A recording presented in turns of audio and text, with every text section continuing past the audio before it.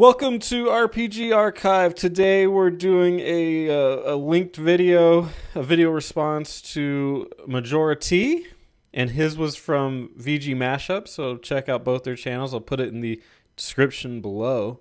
And he asked me, what are my top 10 games ever? Seems like I should be saving this for myself, but so I can compete with the community. Compete? So I can work with the community? That's better. I will explain my top 10 games. There's one top game, and the rest of the games on this list, you can put in any order you want. It doesn't matter to me. But the first game is important, and that first game is Chrono Trigger.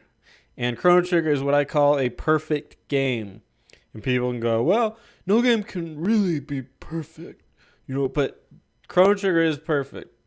You got to take the game at what it is at the time it was released, what its contemporaries were doing, and I can't fathom that game being any better than what it was.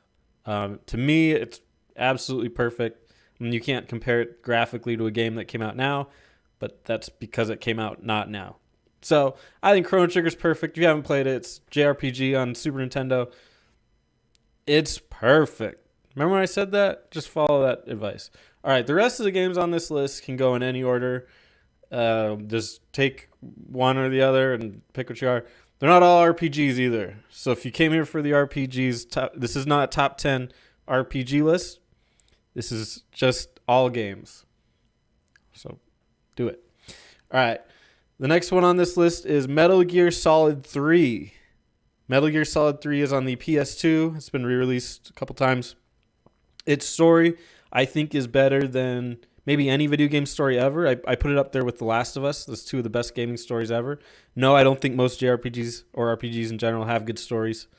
I think Metal Gear Solid 3 is better than any of them. It's about patriotism.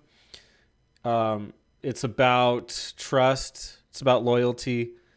It's about a lot of things. And it manages to wrap itself up in like a Bond-esque kind of story. Anything that Kojima does is crazy, and this is no exception. Maybe the craziest. I'm not sure. Probably not. I think 2 is a little crazier. But Metal Gear Solid 3, it combines that with stealth gameplay that's really rewarding, and I think you should check it out. It's freaking good. All right, next game up is Earthbound. Earthbound is also a Super Nintendo RPG, much like Chrono Trigger. The magic of Earthbound lies not in its gameplay, because it plays like Dragon Quest. But actually the gameplay is a little bit dated in a lot of ways. But it's in the charm. It's in the weirdness, the world that it manages to create. It's greater than the sum of its parts kind of situation. So I think you should check out Earthbound. There's not really much. I mean, anybody knows anything about Earthbound. It's, Ness and his adventures fighting aliens. And that's about it. Next up is Dragon Quest XI. And if you want to play it, just play the S edition, which is pretty much every edition at this point. I think it came out on the PS4 as not, and that's the version I first played. And then since it's been re-released even on the PS4 as like that version. So make sure you check that one out. It is a wonderful game. It is the pinnacle of, to me, the JRPG experience, especially the Dragon Quest experience. It just does everything. It combines everything, and it's great. I mean, it's long. You get your money's worth. It's got emotion in it. It's got customization, though not as much as other JRPGs, but it does have a lot for a Dragon Quest game, so that's a plus. Check out Dragon Quest XI S Edition. As a counterpoint to Dragon Quest, I have Persona 5, which is also a phenomenal JRPG. It's almost the antithesis of Dragon Quest. It's a lot of flash, a lot of style, a lot of customization, a lot of anime. And I'm not a big anime guy, but Persona 5 blows me away. I love that game. It's absolutely solid. To me, it's the culmination of SMT. You could argue SMT 5 right now, but I really do prefer the Persona games more. I think they just have a lot more heart. Oh, look at that. Next up, I have Halo 2. Just a really, really great multiplayer game. The campaign is fine. It's a lot better when you're playing it cooperatively, but it's fine as is. but the multiplayer is where you have so much fun.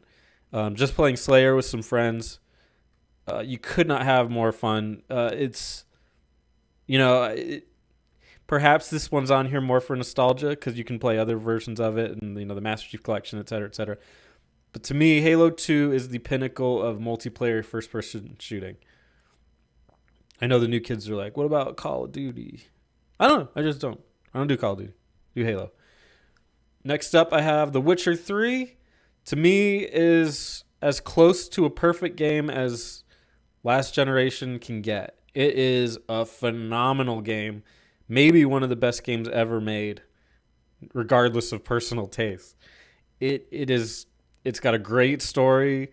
It's got great gameplay. It's emotional. It's not a JRPG. It's an RPG, action RPG, done to perfection. An open world that you're encouraged to explore. You have reasons to explore it. You want to tighten your bootstraps and really kick it into high gear. Witcher 3. That's my pick. Next up, I've got League of Legends. It's a multiplayer. It's a MOBA, so multiplayer online battle arena. It really pioneered that style of game. I mean, there was a couple before it technically, but this one did it right and did it best. It implemented paying for cosmetics and that kind of thing in a way that they're now copying for everything else. But the problem with everybody else is they're not always built on a foundation of a really, really solid game. This one is. And throughout the years, it's been better, it's been worse. With online games, it's a little bit difficult to pinpoint when it was at its best. And like, do I like it as much now as I did then? Maybe. I think I do. But it has its ups and downs in terms of balancing and everything. But it's continued to grow. It's done a phenomenal job with it. And every game just copies it now, which is, I guess, credit to them. So, good job, League of Legends. Next up is Final Fantasy IX. This is my favorite Final Fantasy, obviously, because it's on this list. This is the perfect culmination of where Final Fantasy had gotten to at the end of the PlayStation 1 era. It's got amazing characters, a really great world. I can't stress that enough. Maybe the best world of any of the games I've listed here.